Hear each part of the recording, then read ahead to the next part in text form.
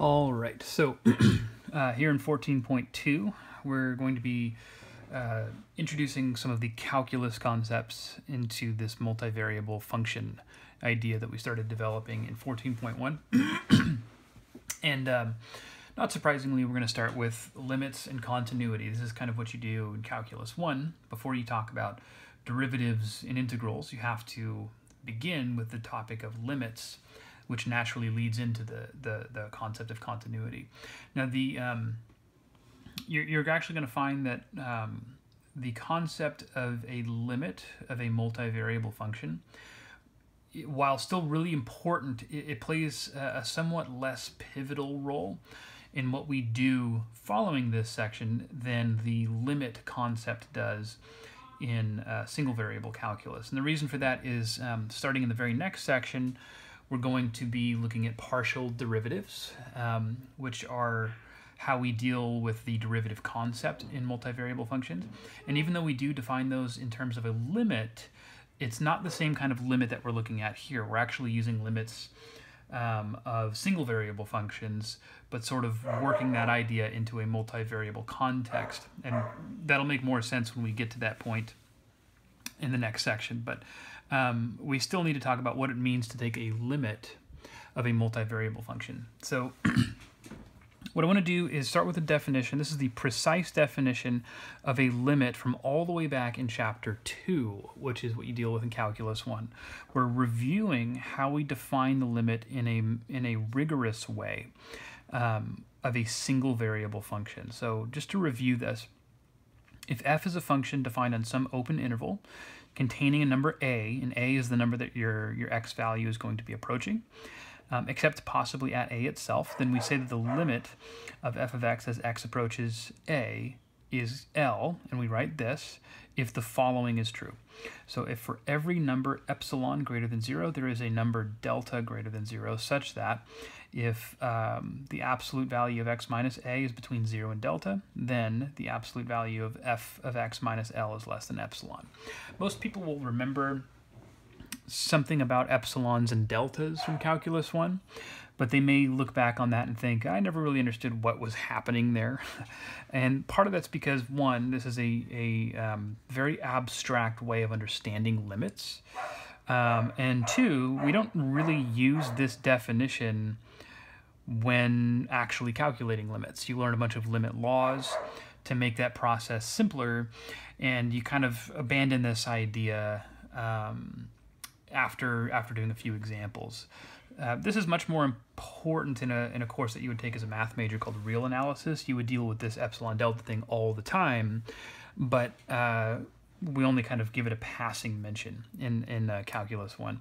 So it is important to understand what this is even talking about in order to understand the definition of a limit in the case of a two-variable function. So let's look at this for a second. This inequality is actually describing an interval. The interval it's describing is this one, L minus epsilon, L plus epsilon. Okay? And the f of x here, it's saying f of x is some element of that interval. That's, I kind of made it a little small here, but that's this says f of x is an element of this interval. Or in other words, f of x is in this interval. But this is another way of saying the same thing here. This is saying that x, it's describing this interval, x minus delta, x plus delta, with a, I want that to be an a minus delta, a plus delta, and with the exception of a itself, a is not necessarily in this interval. That's what this 0 here is actually accounting for. And it's saying if x is in this interval, then f of x will be in this interval. So still a little bit abstract and unclear, possibly, what this is even talking about. And what we're trying to do here is we're trying to take the way that we talk about limits and make it mathematically precise. So when we talk about limits, we say, what is the limit as x approaches some number? And then when we describe it intuitively, we say that as x gets closer and closer to a, f of x is getting closer and closer to L. It's a great way to understand it on an intuitive level, and it's an absolutely terrible way to understand it on a rigorous level, a mathematically rigorous level. The reason for that is because the word approaches is ultimately meaningless in a mathematical context. What does it mean to approach a number? What does it mean to get really, really close to a number? That's vague and informal, and it's not a rigorous way of defining things, even if it kind of makes sense on an intuitive level. So the way that we think of this, we imagine epsilon to be a very, very small number. And what it does, notice this interval, L minus epsilon, L plus epsilon, L would be right in the middle of this interval. It'd be the midpoint. So we're seeing that interval appearing here on the y-axis, L minus epsilon, L plus epsilon. And what it's doing is it's putting a small interval around this value L that we're saying is going to be our limit. And then what it's saying is no matter how small we make this epsilon, which would mean no matter how tiny we shrink this interval down towards L, we can always find some other interval around A, given by A minus delta, A plus delta, such that the interval around A, if we plug all of the numbers in that interval into our function, they'll all land within this interval that we've created around L. So it'll always be able to shrink that interval down small enough, or we'll always be able to shrink this interval down small enough so that the image of all these points here belong to this interval here. Still possibly a kind of a difficult concept, but we do need that understanding in order to move on to the definition of a limit that we're going to work with today. So this is how we define the limit in the case of a multivariable function. This time, if f is a function of two variables whose domain, which we've been calling D, includes points that are arbitrarily close to AB, then we can say that the limit of f of xy as xy approaches AB is L, and we write this. Notice the notation, very, very similar, except now we have ordered pairs approaching some specific ordered pair of f of xy equals L. If, and again, there's that epsilon delta definition. If for every epsilon greater than 0, there's a delta greater than 0, such that if xy belongs to the domain of our function, and notice this, if this expression is between 0 and delta, then f of xy minus L is less than epsilon. Compare that to what we have up here. You have an inequality trapping the absolute value of x minus a between 0 and delta. But what is the absolute value of x minus a? Well, that's the same thing as saying the distance between x and a on the x-axis. We know that subtracting two numbers gives us a distance, and taking the absolute values makes sure that distance comes out positive. So this is the distance between x and a. This is also a distance, but using distance formula, because now we're, instead of talking about the distance between two numbers on a number line, we're talking about the distance between 2 points in the plane. The distance formula looks different. So it's actually the exact same concept, just working with a different understanding of what distance looks like. Same thing here, this f of xy minus L is less than epsilon. This is saying that, this is talking about the distance between f of xy, our function, and the limit that we're supposedly approaching as xy gets closer and closer to AB. Same thing that we're seeing here, it's just with a multivariable function instead of a single variable function. How do we imagine this graphically in the two variable case, similar to what we did here, looking at that definition graphically? Well, again, we have some specific point AB, and in our domain, we want to approach AB. So in other words, we're considering values of x and ordered pairs x, y that are really, really close to AB, plugging them into our function and seeing what our function is getting really, really close to. But the numbers that are really, really close, or the ordered pairs that are really, really close to AB, are exactly those ordered pairs that are within some small disk centered at AB. That disk, we're giving a radius of delta.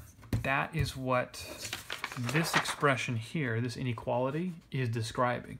This inequality is describing this disk with one little caveat, this greater than 0 means that the distance between xy and AB is not equal to 0, meaning we're not letting xy equal AB. We're just letting xy get close to AB. So really, this is a punctured disk. We imagine this with a hole in there. But as this disk shrinks smaller and smaller and smaller, any values within that disk that we call xy are being brought closer and closer to AB. Now, so what we're saying here now is if we look at a small interval around L, the thing that our function is supposedly approaching, we can always find a disk that's small enough, centered at AB, such that all of the points in that disk get mapped within this interval around L. That's what it means for our limit to be becoming arbitrarily close to L as xy gets arbitrarily sufficiently close to AB. Okay, and here as a surface, this is kind of demonstrating the same thing. Again, this is our domain down here. We kind of shrink a little disk centered at AB down towards AB, and that's going to cause all of the points on the graph of f of xy to have z values that are trapped in this ever-shrinking interval about L. Okay, so notice this has all been kind of very abstract the way that we're talking about it. We haven't discussed how to actually evaluate limits, and that's what we're going to get into next. However, we have to discuss a really a difficult complication that shows up in the case of multivariable functions that's not an issue in the case of single variable functions. So when it comes down to actually evaluating limits in Calculus 1, you're taught about these things called one-sided or one-handed limits. And it's basically just talking about how you can approach this number a on the x-axis. There's only two ways to do it. You can approach a from the left, or you can approach a from the right. And we call that a left-handed or left-sided limit and a right-handed or right-sided limit. And then we talk about in Calculus 1 that if you can evaluate the left-sided limit and the right-sided limit and they both come out to the same number, then the two-sided limit, or we just say the limit as x approaches a of f of x is equal to that number. That's only two cases that you have to consider. In the case of a multivariable function, or a two-variable function specifically, we're not approaching a number on the x-axis anymore. We're approaching a point, AB, in the plane. And instead of there only being two ways to approach that point, now there's an infinite number of ways to approach that point. You can approach from all sorts of different directions. You can approach in straight lines. You can approach along curves, even really, really messy curves like this one. And no matter how you approach that point AB, in order for the limit to exist, f of xy has to be approaching the same number along all of these different possible paths. Okay, so that makes this much more difficult because now we can't just check two cases, see that we get the same number, and say that's our limit. There's an infinite number of cases to check, and it's impossible to check an infinite number of cases. So that makes this a lot more difficult. Let's jump into an example. Hopefully this becomes a little bit more concrete with this. We are asked here to evaluate the limit as xy approaches the origin, 0, 0, of this function right here, f of y, or sorry, 5y to the fourth cosine squared of x all over x to the fourth plus y to the fourth. You need to either evaluate it or show that it doesn't exist. Now, the tempting thing that all Calculus 1 students want to do when they're asked to evaluate a limit is to just plug the numbers in. And we're going to talk about towards the end of this section when you actually are allowed to do that. There is a case when you're allowed to do that, but oftentimes you're not. Because what happens if I try to plug 0, 0 in for my variables here? You should see pretty easily that you're going to get 0 over 0. Now, true, 0 over 0 is undefined. That absolutely does not mean that the limit does not exist.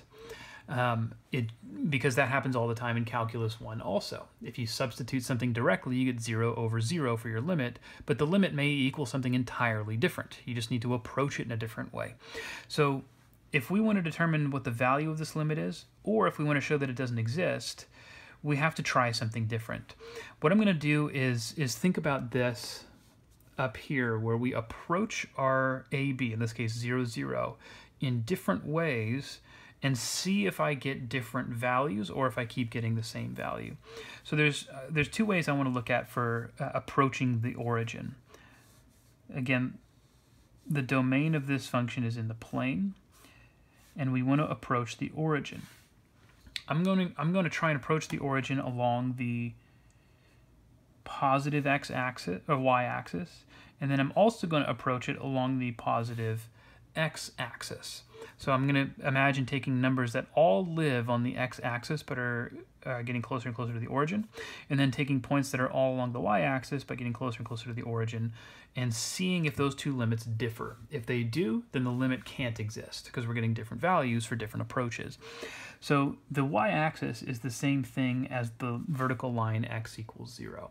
And the x-axis is the same thing as the horizontal line y equals 0. So let's check those. If I were to approach along the x-axis, which is the line y equals 0, what do I know about the points on that line? Well, I know that the y value of all of the points on that line are all equal to 0. The x values can differ depending on which point on the x-axis I'm using, but all of the y coordinates are equal to 0.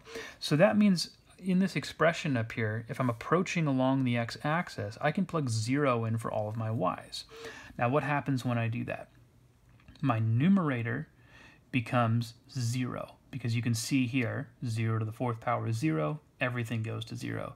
Down here I get x to the 4th plus 0, and so that becomes just x to the 4th. So here 5y to the 4th cosine of square root of x over x to the 4th plus y to the 4th, if we're on the line y equals 0, becomes 0 over x to the 4th. And again, it's because plugging 0 in for y turns this into this. This will go to 0 as xy goes to 0, 0. Now, because we're on the line y equals 0, y is already equal to 0 this entire time that we're approaching. X will be approaching 0 from the right in kind of the single variable sense. And we know that this expression is equal to 0 for any non-zero value of x, which is all of the values of x that we're going to use as we approach but never use the origin directly. So this shows that if I approach along the line y equals 0, this limit is appearing to go to 0. What if I approach a different way? If I say, let's move along the line x equals 0. Well, in that case, if I plug a 0 in for my x's here, 5y to the 4th cosine squared of x over x to the 4th plus y to the 4th. What's happening here? I can see that plugging in x equals 0, cosine squared of 0 is just 1, and 1 times 5 to the times y to the 4th equals 5y to the 4th. Plugging in a 0 for x here gives me y to the 4th. Okay, now y is never equal to 0 because we're approaching along the line x equals 0, but all of the y values along this approach are positive, or if I approach from down here, they'd all be negative, but never equal to 0 because, again, we don't use the origin directly. So this simplifies down to just 5. 5, which approaches 5, it's a constant function, as xy goes to 0, 0. And what we're seeing here is that approaching the origin along one path gives us a different value than if we approach the origin along a different path, 0 here and 5 here. That means that the limit doesn't exist. If it did, no matter how we approached the origin, we should continually get the same limit every single time. So in this case, we say does not exist. Okay, and it's because the different approaches give us different apparent limits. Let's take another look or look at a different example. And in this example, we're going to see graphically what's happening. This is another limit that's going to fail to exist. So if we do the same thing, look at the limit that we're using. The limit is xy approaches 0, 0 of the expression xy over x squared plus y squared. In this case, let's try the same thing. Let's approach along y equals 0. In that case, xy over x squared plus y squared would equal what? Well, again, plugging a 0 in for y, I get 0 in my numerator, x squared in my denominator. That's going to approach 0 as xy approaches 0, 0. Okay, because specifically x is being taken to 0, and this will be equal to 0 no matter what x is. What if I try approaching along x equals 0? What's going to happen there? Well, again, we think of plugging x equals 0 in now. Oops, that should be a plus. If I plug 0 in for x, I get 0 in my numerator and y squared in my denominator. But this still goes to 0 as xy goes to 0, 0. Okay? Now you might look at that and think, oh cool, well that must mean that our limit is equal to 0. But no, that's not necessarily the case, because again, I've only approached the origin using 2 paths. And like we said before, there's an infinite number of ways of approaching the origin. So let's look at this in the plane and see what we've tried so far. We've tried approaching along the y-axis, that's x equals 0. We've tried approaching along the x-axis, that's y equals 0. But what if we approach along some other line that's not one of our axes? For example, what if I approach the origin along the line, actually my arrow's going this way, along the line y equals x? That's a line that passes through the origin. I could use that line to approach it, and if the limit of my function truly is 0, like it kind of feels like it should be, oh, forgot to write 0 there, based on this evidence here, then approaching along this line y equals x should still give me a 0. So let's try it. Approach along y equals x. Well, what does it look like to approach along this line? Here's our expression, xy over x squared plus y squared. Now if we're approaching along the line y equals x, then for all of the points on that line, our x and our y coordinates are equal to each other. So I should be able to substitute an x anywhere I see a y.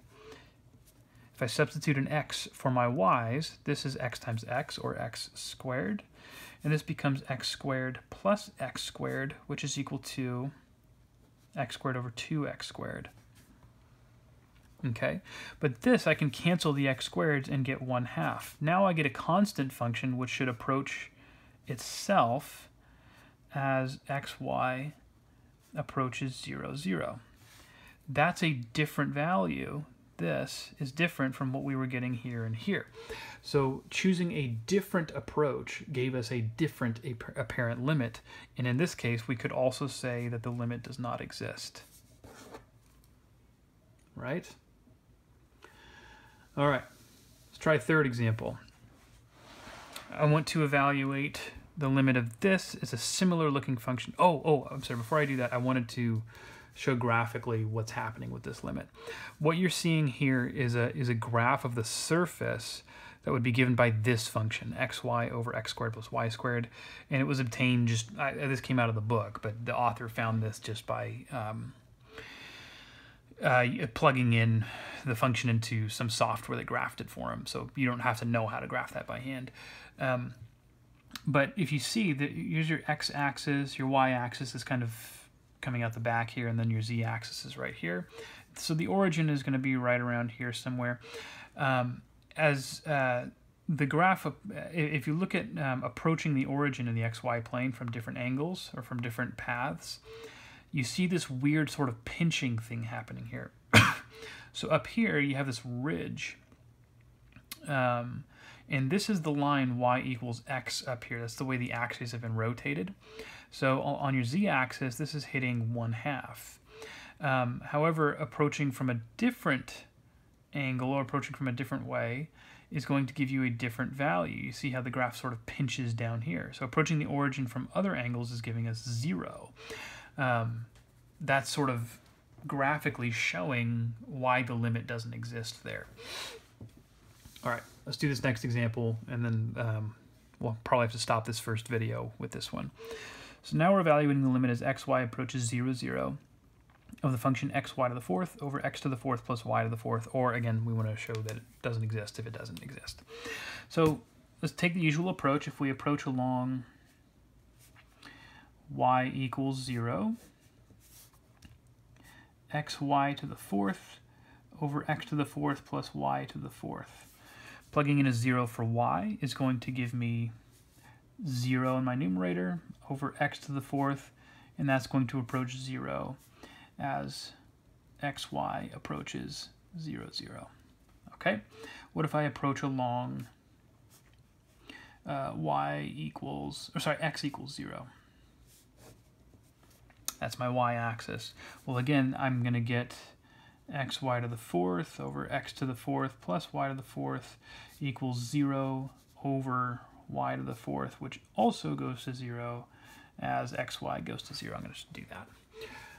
Okay, so it looks like we're in a similar situation as before. So maybe I should try this line again. See if approaching along y equals x gives us anything of use, or anything different. The same idea, I'm plugging in x anywhere I see a y. So this becomes x times x to the fourth, which is x to the fifth. And this down here becomes x to the fourth plus y to the fourth, which is going to be x to the fourth plus x to the fourth. Okay, that gives me x to the fifth over 2x to the fourth, which is equal to x over 2 after simplifying. Okay, so now what does this approach as xy goes to 0? Well, as x goes to 0, my numerator is going to 0, but my denominator is staying fixed at 2. That would actually go to 0 as well. So yeah, as xy goes to 0, 0, this limit is also going to 0. So have we shown that the limit of this function is equal to 0 as xy approaches 0, 0? No, we haven't, because again, this is only 3 approaches, and there are infinitely many ways of approaching the origin. So what are we supposed to do here? Do we just keep checking cases?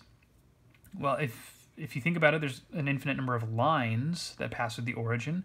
I could try y equals 2x or y equals 3x, or if I want to be really general, y equals mx, where m is just understood to be some constant. You would actually find that you still keep getting 0 in all of those cases. But there's other curves you could use. They don't have to be straight lines. And in fact, the form of this expression here kind of suggests what we should use.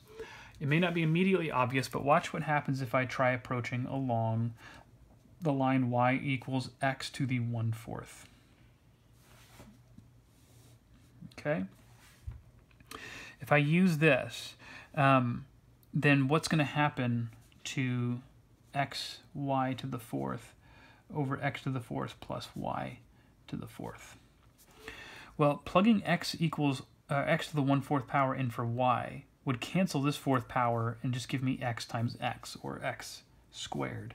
Down here, I have x to the fourth plus, this is going to be x to the 1/4 to the fourth, which again is just x. Okay? Oh, you know what? I think I used the wrong one. I think I wanted to do something different. That's okay. I'm actually out of time on this video anyways. I think it was a different curve I was thinking of, so we're going to finish this one in the next video.